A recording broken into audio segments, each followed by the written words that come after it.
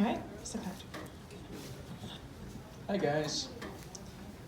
Like Dorcas said, my name is Patrick. I'm a certified financial planner. So basically, I help people manage their money and make decisions regarding their finances. So I guess this is a business school. I better be on my best tonight. And just to start things off, I just want to do a quick survey of the room. So you guys, I would assume at this point, are pretty much in charge of your finances. You know, you're the sole proprietor in terms of managing your own savings, spending at this point. So show of hands, when you're making everyday purchases, who here uses cash or a debit card? Show of hands.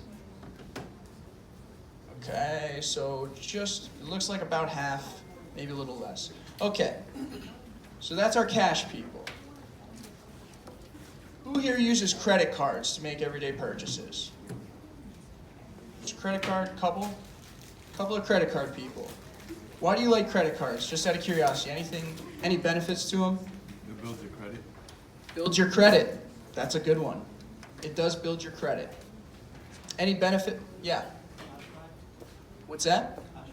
Cash back. I like that one. Let's stick with that one. Cash back. So let's use this as an example. I love credit cards. I swipe my credit card for everything. Okay? My fiance laughs at me because I'll swipe my credit card on a $3 half gallon of milk. And I have the cash, but I'll swipe my credit card anyways. I swipe my credit card because I want the points. Okay, so think about it this way. I can walk into a grocery store. I can buy $100 worth of groceries. I walk up to the cashier. I hand them a $100 bill. I have $100 worth of groceries that I walk out of the store with. Pretty simple. Scenario number 2. I walk up to the cashier. I put my $100 in groceries down. And I swipe a credit card. I get 2% cash back on my groceries with my credit card. So in terms of return on investment, if we're thinking about it from a return on investment standpoint, my return on investment is slightly higher by using that credit card because I walk out with my $100 in groceries and it's like the cashier just handed me back $2. Now, $2 isn't that much. $2 doesn't really move the needle for a lot of people. But what if I'm buying groceries for the next 10 years? What if I spend $30,000 on groceries over the next 10 years? That's $250 a month on groceries. Pretty reasonable. That $30,000 in groceries will get me $600 cash back over the course of that 10 years. I don't know about you guys, but I'll take the $600. Okay? And chances are I'm probably going to continue to go to the grocery store. So let's say I go to the grocery store and spend the same amount for the next 30 years. That's $1,800 in cash back that I'm getting on my credit card. So when we start to think about spending our money and managing our money in terms of return on investment, that makes things a little bit more interesting. A little bit more complicated, but a little bit more interesting. I can get those same groceries by using cash, but I want my money to work for me. Okay? So you guys are at the point now in your life where you're either approaching that precipice or you're beyond that point where you are managing your own money and you're dealing with these decisions. And so the entire theme behind my discussion today is to start thinking about these things. And if you walk away with nothing else from the entire presentation, if you don't remember anything, remember this. You work extremely hard for your money. We all do. We all work extremely hard for our money. So your money should always be working its hardest for you. Okay? So that survey, that example, isn't about credit cards being better than cash. No, that's not the point. It's about thinking about, even when you're spending your money should always be working for you. And so for the remainder of the conversation, let's talk about ways that we can put our money to work for us. Okay? So like I said, you guys are at this precipice where you're going to start forming financial habits. And they can be good habits and they can be bad habits. Hopefully they're good. Hopefully you learned some stuff tonight that will urge you in that direction. But we're going to stick with that theme, that golden rule that overarches everything. You work hard for your money should always be working hard for you. So we're going to develop a framework and learn some different strategies on how to put your money to work for you. Okay? So I was a big fan of psychology when I was growing up. I took a lot of psychology classes. I actually thought that I was going to be a psychologist back in high school. I don't know how I ended up in economics and financial planning, but here I am. So I'm going to equate a lot of what we talk about to psychology, because bottom line is, yes, we can talk about stocks, bonds, options, contracts, fixed income portfolios. We can talk about all that, but that's hard to retain in a setting like this. Let's talk about the psychology behind money and managing your own money, okay? So the idea is that we want to build a framework around how to manage our money. And a lot of that is linked back to psychology. Who here has heard of Maslow's hierarchy? Anybody? Maslow's hierarchy of needs. No? Okay. I got you on this one. So Maslow's hierarchy of needs is basically a hierarchy. It's a psychological hierarchy that dictates at the bottom level, we have food and shelter. We need those things in order to survive. We can't progress beyond that until we have food and shelter. Once we have food and shelter, we can move up to the next level. The next level is safety. We need safety. Both of these things will come back to as they directly relate to your financial positioning. Next, we have things like love and belonging. After that, self-esteem. At the top of the hierarchy is self-actualization. Self-actualization is essentially where you're running on all cylinders. You know you're doing the right things. Everything's running smooth. You feel good about where you are. So we want to take that hierarchy and apply it to our own lives when it comes to managing our own personal balance sheets. Okay? So in order to get to the top, we have to complete each of those levels below. We need food and shelter, so let's start right there. We've got to be able to pay our bills on a monthly basis. You've got to get to the point where more income is coming in than going out. If we can't get to that, then things fall apart very quickly. But let's assume that we can all get there. More money coming in than going out. So we got to pay our bills. We got to pay rent, car lease, cell phone bill, utilities, food and shelter. Got to take care of those. So how are we putting our money to work for us at that level? Well, we have a checking account. We pay our bills out of the checking account. Or we could use the credit card example. We can put everything we can on a credit card. And once again, credit cards are tricky. I'm not advocating solely for credit cards, because you can very quickly outspend your means on a credit card. But if we're looking for that return on investment in terms of food and shelter, we can swipe a credit card. And our money, even when we're spending it, is working for us in that regard. So example there, aside from the grocery example, I haven't paid for a flight in 2 years because I love airline miles. I could have paid for everything in cash over the past 2 years, but instead I got 2 free airline trips. That's my money working for me. If I'm going to spend my hard-earned money, I want the highest return on investment possible. So when it comes to food and shelter, I can pay for as much as possible on a credit card and get that higher return on investment as opposed to just paying in cash. But from a logistical perspective, this is how it works in my house. My fiance and I, we put everything we can on a credit card. At the end of the month, we take out of our checking account and pay off the credit cards in total. Boom. So we have food and shelter. That's level number 1. Once we have food and shelter and we can pay our bills on a monthly basis, we can move up to the next level. Next level is safety. Obviously, we want to feel safe. From a financial standpoint, we want a safety net or an emergency fund. So when I'm working with clients, the very first thing that we do in implementing a financial plan is get an emergency fund in place. What I recommend is 3 to 6 months worth of expenses in an emergency fund. Okay? 3 to 6 months. So if you're spending $2,000 a month on rent and your utilities and everything like that, if $2,000 a month is your overhead expense, you want 3 to 6 months worth of that. So $6,000 to $12,000 in an emergency fund. That's the first thing we cross off. Without that, we can start investing and doing all this financial footwork, but without that safety net, all of that crumbles very quickly when the first unexpected occurrence happens. So we need that safety net, 3 to 6 months. So obviously the first question that my clients ask me is, hey, you're telling me I need to put this money to work for myself. My money should always be working hard for me. What do I do with that safety net?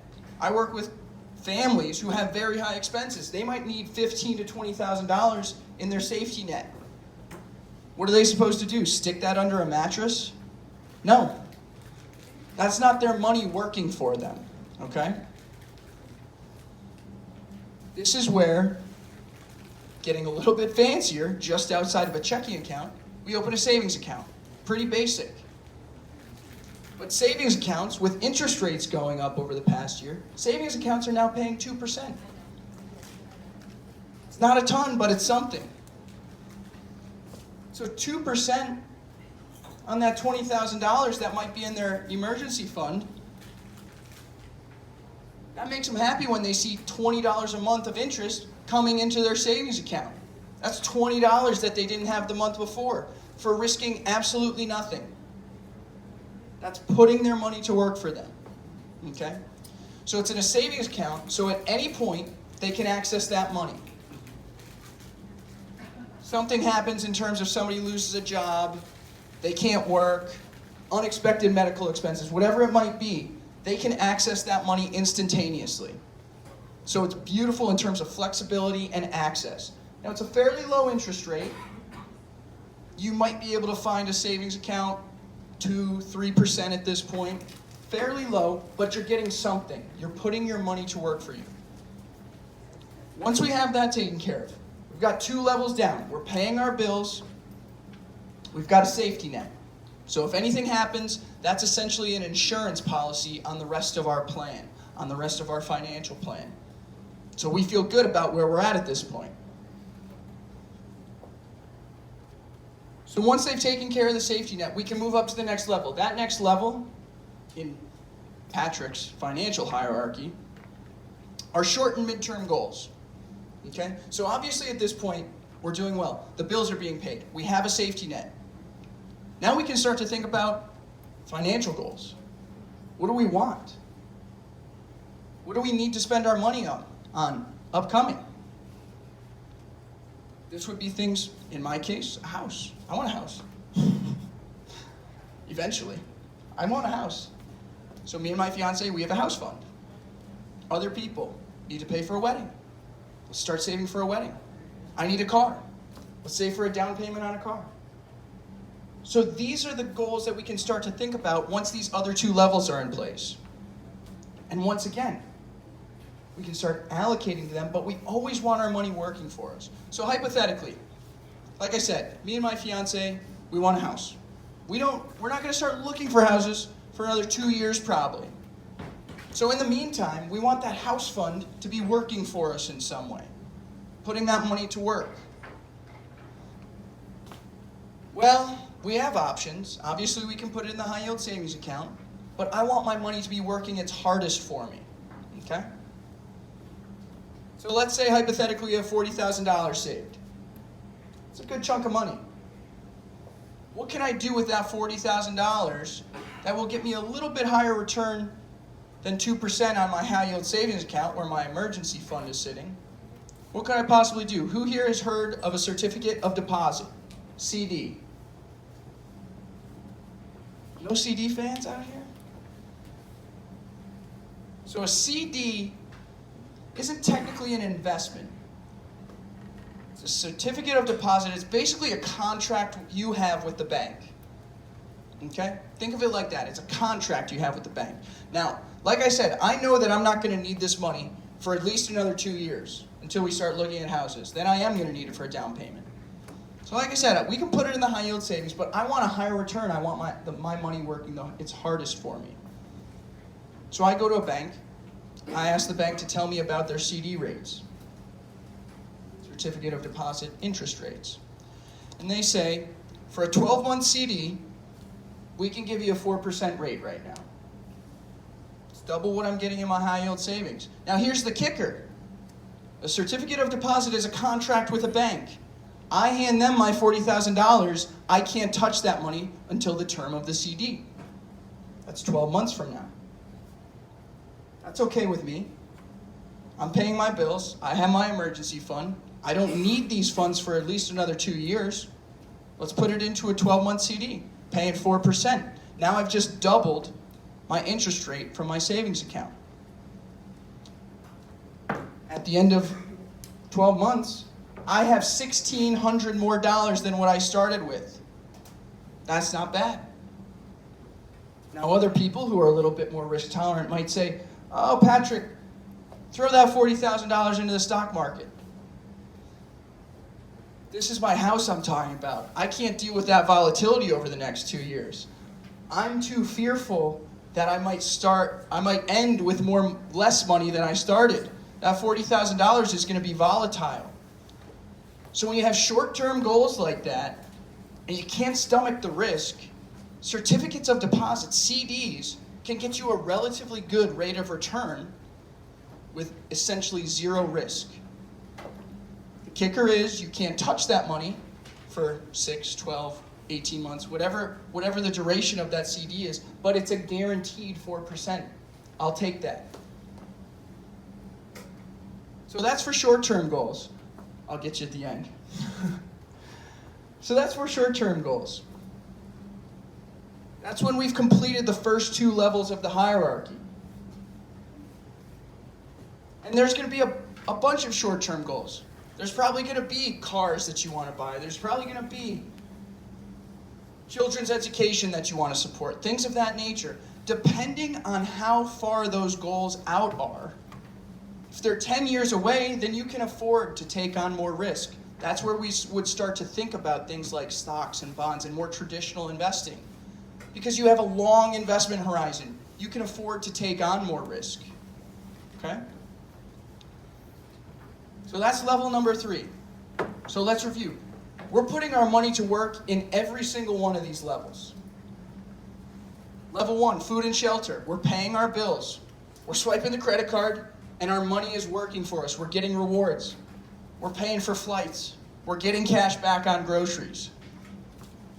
Level 2, we have safety. We have an emergency fund.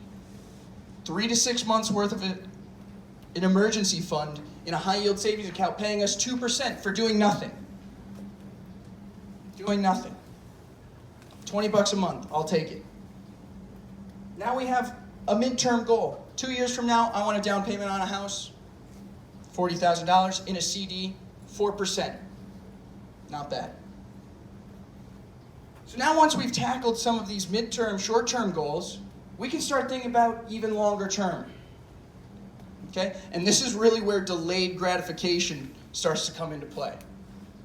Because through all these levels, if we can afford to fund an emergency fund or put towards a house, that means your income is exceeding your expenses. And that also means that you could very easily just spend that money as it comes in. So when it comes to delayed gratification, you're making a deal with yourself. You're basically saying, I'm not going to spend this money today. I'm going to set it aside for my future self who will thank me someday. And that's exactly what you'll do. Delayed gratification is at the core of retirement savings. I know it's crazy to even be thinking about this at this point. Each of us probably have a good 20, 30 years before we're seriously thinking about our retirements. But let me tell you this, the earlier you get started when it comes to retirement savings, you will be far better off. I've seen the numbers. I've seen the clients who start early. And it's phenomenal. The way compound interest works, it's phenomenal. It's the snowball effect. You may roll a snowball down the hill, and it turns into a snow boulder by the time you're 55. That's the way compound interest works. And so once we've satisfied these 3 levels, and we're really starting to think about our retirement savings, Start as early as possible. At some point, you guys will all have jobs. You'll all likely have an employer-sponsored plan, basically a retirement plan through your employer. If you have excess capital, if you have excess income, I would highly encourage you to consider putting it towards a retirement plan. Like I said, compound interest is the eighth wonder of the world. It's going to take discipline. You need some delayed gratification. But at the end, at the finish line, you will be thanking yourself because compound interest is a beautiful thing. So at this point, we've satisfied each of these 4 layers, each of them with a different approach on how to put our money to work for ourselves. If we're doing all of these things, potentially we reach the top of the Patrick Donnelly financial hierarchy, which is financial self-actualization, okay? It's where you know you're doing all the right things. You're putting your money in the right places. You're putting your money to work for you. Because every dollar on your balance sheet is powerful. It's a lever. It's a tool for you to either spend or create further wealth on your own personal balance sheet. So every time you see some amount come into your checking account going forward, think of that as a tool. Think of that as a wealth-building tool because there are tons of ways to put that money to work for you. It's about finding the right one and doing your research. High-yield savings accounts, CDs, credit card reward points, stocks, bonds, investing for the long term. Okay? When you're doing all that and you're allocating towards these different buckets, believe me, you will get to the point where you feel as though you're running on all cylinders. You will feel as though you're making all the right decisions. And you will thank yourself one day when you've hit that top, when you've hit the top of the hierarchy. So with that being said, I'll end with this. I'll end with a little example, kind of bringing all this together. So we live in Queens, subway stations all over the place. You walk up the subway stairs, and there's $1. You didn't see who dropped it. It's $1. It's yours. And as we all know, always a bodega right to the side of the subway stairs. So I would say your average person, the more immediate gratification-oriented person, probably picks up that $1, walks into the convenience store, buys a candy bar. I don't even know if you can get a candy bar for $1 anymore, but buys a candy bar. Okay. That's probably your average immediate gratification-oriented person. Delayed gratification person. And this is the mindset that the most financially successful people that I know have. They walk up those same stairs, they look at the $1, they pick it up, they look at the convenience store, they look at the $1, and they think to themselves, here's $1. How do I turn this into 2? Because that's the power of $1. It just takes delayed gratification, but that's the power of $1. They look at the $1 and they say, how do I turn this into 2? They're thinking, how do I put this money to work for myself? What are the instruments and strategies that I have at my disposal to put this money to work for me and turn it into 2? So that's it. You work hard for your money. Your money should always be working its hardest for you.